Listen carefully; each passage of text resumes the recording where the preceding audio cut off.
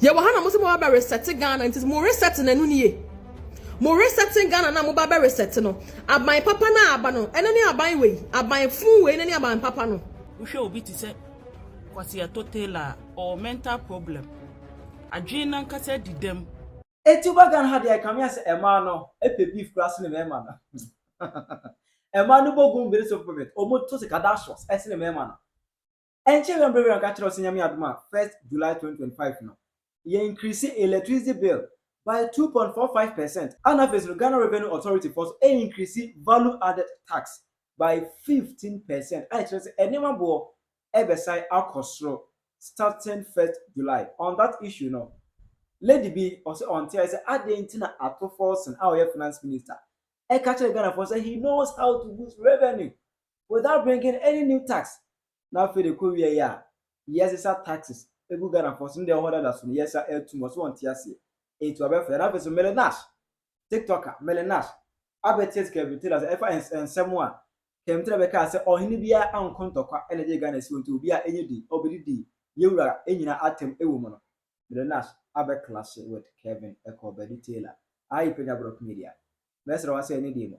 Over like this video, no other room. Over subscribe button, so now about click notification and connect the latest updates. Now bet the wide in the amount of comment section. Mess of us one. Watch the video more for any be ashy. 80 and champion of Brovira Catcher of Senyami Adma starting 1st July 2025. According to PURC, that is Public Utility Regulatory Commission, I will be in charge of your electricity near water and semno. Omo Eddie about Mutrim said starting 1st July, year 2 electricity bill by 2.45%. Emma Metro said, and near month here, Omo agents Eddie increase almost one. Inflation, and never bought air cost, inflation air rise in 10 years. There's a need to say better to electricity bill.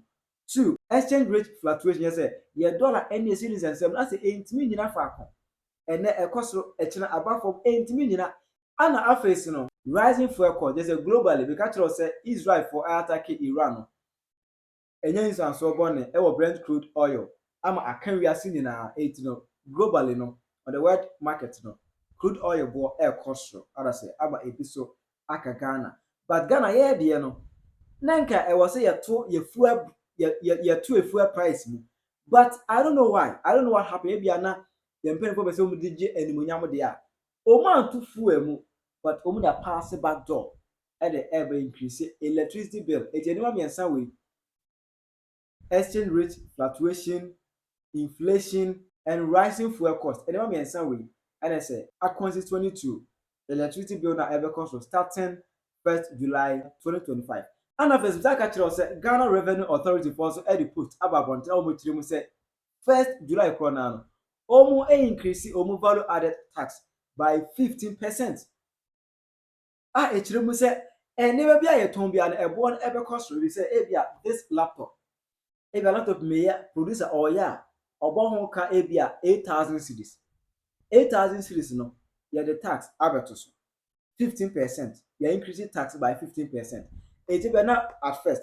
Now otua tax of maybe or person or ton adu ya maybe a otua tax by maybe 10 series and now the 15% abetos. But as it just say tax will also otua product we no e be cost e cost the any do me say omo be che tax on nutia no obeche egu enema ne bo no so obeche egu bo se bia emi ono no ka obeche obepia begu ye so edobegu ye so de or the best adini bo mu enti kire se starting 1st July enema bo ebe koso ana wo kai say 13th January 2025 Ato Forson by the now or finance minister designate during ministerial vetting Okache Ghana for say he knows how to boost revenue without imposing any new tax. On how obesi amesika aba oman abra onfa tax say bia emma. But here's the case every now and then obeki a 10 million any to electricity bill any water bill by 18% just within 1 month getting to 2 months you are set to electricity bill by 2.45%. Doom so levy e chain it is still going through process very soon or be pass that particular bill na and so abeka ho just say enema agency ones and on this issue no and a lady be also want to say Adentina Ato Forson abetwa Ghana for ntro kase say to abefa no abusian for me mo bibiara good morning me gidi say erade adom bia ho ye se o hu video ya na de unsa abo plus sign so na mame na wa like nso me da wase se o be ye nsa ena me da sorry me hu news bi a eye ye say NDC ene John Dramani Mahama to electricity mu 2.45% started from 1st July. And after some of the 15% VAT become on life insurance and also started from 1st July. Now, ebusian for enche bia na John Dramani Mahama to electricity mu 14.75%. Now, mo 14.75% no krampo na kayenya stable electricity edi ejuma krampo ankenya ya. Mu 14.75 na still a dum so eda so koso. Still a yenya light enfa nye enyuma e wo se ye de ye. Eno ye dum light be te say numero 7. Ano pay ya na light na eba. Enti entimi ma say obeto electricity mu almost 18%. Na still a yenya light enfa ni ejuma. Na ne mo ne Ghana for end ni ye. Mo ne Ghana for end ni ye. Ebie mo se mo di 15% to non-life insurance. Ebusa for non-life insurance na ye. Say ebia o property bi to say asase, efie, car, any property bia. Now person we insurance masa property na. You say the 15% kasa property na person we insure na so. Enti eba na sa ebe ma edan boy den ebe ma car boy den ebe ma property bia wo ton bia no ne boy den because me go insurance no ye the tax ato me so enti me so me ton me make sure say tax na ye de ato so no me so me ba be share consumers nim me so me ba be share consumers nim enti na edan boy be ye den rent boy be ye den car boy be ye den bia property bia wo insure bia no o kota ne boy be ye den. Ya wahana NDC abai be catch ye say enye tax na yedi bu man enye tax na yedi bu man enti in fulfillment of their campaign promise no omo ba ye ne e-levy ne betting tax na omo akase nim say without tax no Ghana yentimi mu Ghana without tax and so because some person mo fulfill omo campaign promise enti omo ba ye omo be use our taxes ni free ho knowing very well say na taxes no boa so niam bi so. And then we tax ni free hono. Mo say introduce another tax. Ato Forson be catch say no the oba omo NDC omo for tax bia emma Ghana because net tax na edibu man na dey na yehu. Mo tax amodi aba krampo de 7 months or 6 months in government. Mo introduce 4 taxes. And then mo 4 years na be so dey na tax amodi aba bu Ghana for ko mu dey say tie ni. Mo 4 years never so no na tax ta mo dia bagana no se etie ni ebebu ye kon ene na munim se mo ba be ye Robin Peter to pay poor ene na sa existing tax na ne wo ho na mo be yi free ho no what was the essence and for so be pa na ne wo so se mo yi sa tax ni free ho because na mo yi free ho I introduce for friend no kwampo ye wasa ene na mo yi no free ho de ye den. Ya wahana mo se mo ba reset Ghana nti mo reset na nu nie mo reset Ghana na mo ba reset no aban papa na aba no ene ne aban we aban fun we ene ne aban papa no aban fun we ene ne aban papa no mo se mo ba be 24-hour economy anyuma ebebu Ghana ma mabu na enya bia ye de ye se nyuma bebu so ama che se ebebru emabu na mo pa adwuma aye so ene de na ye hu mo budget am ready kwa mo flashy 24-hour economy program no eni mo budget mu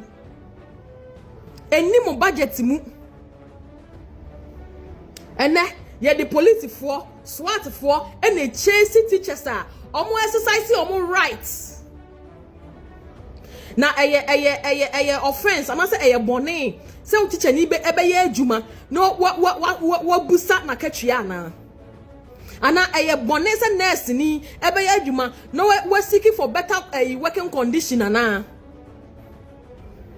eye bone and teacher ni eye adwuma 10 months ye nchia ne ka na okokan ye the police for and e chase omo e intimidate omo e humiliate omo na minim say NDC aban de mo ba no mo se mo be reset Ghana enti kabi mamenka bia mamu ne de koso na de na ye hu and then the state institutions na intimidating citizens. The state institutions and intimidating Ghana for that teacher ni busa na kachia the police ni akwa intimidating no nurse ni bisa work conditioner yenya a home a health minister abeka kire omo say omo nya adwuma na omo nya omo asem no ma kofa retired nurses ababa be ye adwuma omo kofa retired nurses ababa be ye adwuma Ghana for NDC ni ndom Prez Mahama omo mu government workers especially teachers and nurses omo fa mo nya hwe because somebody mu ye bibia enye niye ya nko mo be hyamu niye ankanya eniye ya anko mo be hyamu niye na teacher for the nurses for yemfa nyamo esan say mu ye ungrateful to MPP aban we are ungrateful. Mube Mahama dada mo na mukodi ikiu so ekoto abafon ade ma omo enenne omo hyemanie ya etene omo hyemanie ya mo nkama no ntum na ma aba na mokoto ye no ehun sinsanso anase ehun akachia na munya no aba na mokoto ye no ehun sinsanso na munya no na next time mama NDC for me dada mo so me kan asam che mo betna se I am logical reasoning I analysis ehun say asam ye omo kan omo ba afoforo no omo ye ne san na se so omo kan ne san anse na makoto aba e de ama wo mo ene nurse for atifia emu nya adwuma ye nyina eye Prez Mahama esan se oba ye no one post nurses oja omo gu ho akufo do buy na wo say o start a post from Mahama backlog and then I'm nurses for a bit of sutifie. And so yenya nurses for Mamuko D life so called two about the Prez Mahama. As I say, oh, Mama, I'm bedadamo. Mama, I'm bedadamo. Na a day and now Mubakase, Mudanya tax na Mudibu mine. Na mobaya, muda motaxa mu introduce crampo there. A West Cradan ATS tax I could follow introduce here. Mo 6 months no, motaxa mo dia bano. A West. Ya wahana mobeka chair COVID-19 enya effect bia wo ye economy no so. Ye nya President Prez Mahama e ma ne be kan say COVID-19 in Ukraine war enya effect and dey na yehu. Already opese yan jintum say Israel any Iran war na dey ebenya effect e wo economy so yan jintum enya effect say COVID enya effect enra Israel ni Ukraine Iran war no enya effect ne se ni party we as na say u be cham tro e de propaganda e na abebu oman a esunsun so na esu akachia e na eba NDC for so no esunsun so na esu akachia e na eba NDC for so atro na omde bedi omde be ebe wini ye no ehun sunsun so e na eba omo so e na amamu no kro mo hunu so no mabu no amamu no mo hunu so no mabu yes dollar akofom na dollar na akofom wo paper and reflect it in our pockets and na uko marketer and ma bo kwa na ekoso and na uko ta ade enne ade be che uko be kwa na atum and so yes dollar akofom yes dollar ekofom and so nema bo ya na eye den MPP every aban mu no December after December na cement 85 Ghana cedis and na cement 130 cedis and so yes dollar akofom na Ghana for ye so ne wi na ehye ye no abafo na ye koto ye no ensunsun sanso na ye nya no etimesre minnuanom teacher for ne nurses for next time mo koto aba mo nhye obi a wode policy beba mo na ababua mo adwuma mo ye enye obi aba dada mo and the teacher for training teachers for Akufuado no mama aduane 3 times. And then Mahama buy or say you 3 times home to mama journey once. Mahama so mama journey once. Akufo no mama journey 3 times. Mahama say want to me. esan say mo hu hia no mo nka na dwendwen hu ombumo fa mo nya hwe na we za ka ya ababa 3 days ago ana ka bintera ebetan shows ado be ka say Ghana hanom no 7 ohene bia anko ne ntokwa ohene bia antena baabi anko ne ntokwa energy Ghana si wo ejinsem a omukanka an ana ye tribe we asran Ghana be Ghana na asante ye ne din kan ekon ye je fa ho free of nsem ye be kan other part of Ghana ho enetimi bo age Ghana free of nsem ka muntimi no kemtra ebe fire se munya sa asem ne ka yen wo okun eye ahimfie ntokwa ode je Ghana si wo kwase bia ni okun ahimfie ntokwa je Ghana si wo ye ni Ghana fo de ko ye ntokwa na je Ghana si wo ye ni abrofo na tena sign document ene je Ghana kwase bia ni wa okun de busia ntokwa de je Ghana nti wo kwase asem fi onko no ha ne yenka Ghana na ye gikire ye no. Everybody has the right to speak about their tradition, their customs, any the ebusia omobo mo fa kwase anko no ha me bo ebusia so bo ebusia fo bia no ko ntokwa ma Ghana ebusia bia ni ko ntokwa ma Ghana Yeni Ghana for the tena senior near bro for tena say ye mpesa bro for be dia so na 57 ye ko ye den ye ko side document na ye gi ye ho fa awodie o hene kwase ampanyi bia de wo kokoma Ghana enti sa Jimmy Sam no fa free mutrim na ye nka Ghana ye kan national issue. We are not talking about traditional nonsense. Udi hina odi hine wo fie bi papa odi hine oni fie so una wo ye o hine awoso wo fie. We are talking about Ghana as a nation. Without Ghana, no king, no chief has a legal right to even operate in this country. Until we all operate under the Constitution of the Republic of Ghana. Until some kwasi akasa no, ena menana, ena ye kokun wa ha. Una wanya nkwasi aduane bi edi na kokun kwasi antokwa a, okun e protect wo ho, e protect baby na wote. Wan ko anje Ghana nsi ho, kwasi akeka. Mo me emra fie na me dwedwam, kwasi afo.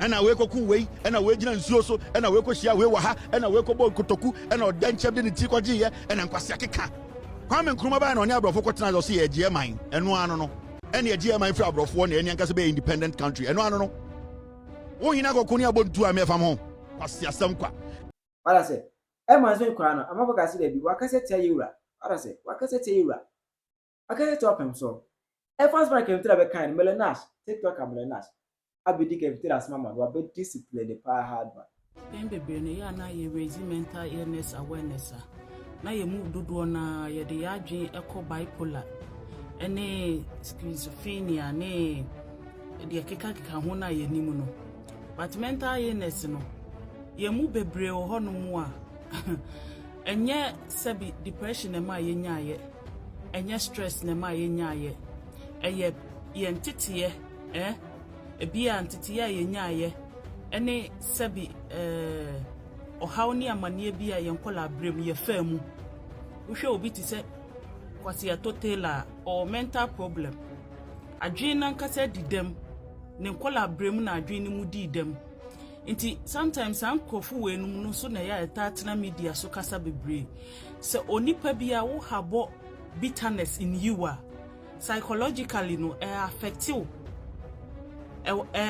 your mental health obi wo ha ni growth mu no ni nyini ni nkola brem no wo experience niema bebre obi wo kura na wadani pathological liar waye otrofo onim tam kura ya na otwa ntro no eye bibi na ama na adwen no psychologically no affecting is ama otimi twa ntro sa entity ye na ya na yenya no nkola brem pain bia ye fam ohaw ni amane bia tete obi wo ho no ma ekom wadane kronfo ni nyina mental illness adwene mu yare so obi bebo kro no abra wonim na adwene mu ka no oh nti na ye ka mental illness na ye feel say sabi obi a obe ma agya no why depressed ana obi a onama na okasa dabi so obi kura wotan or bitterness be wonimu a mental illness or problem psychologically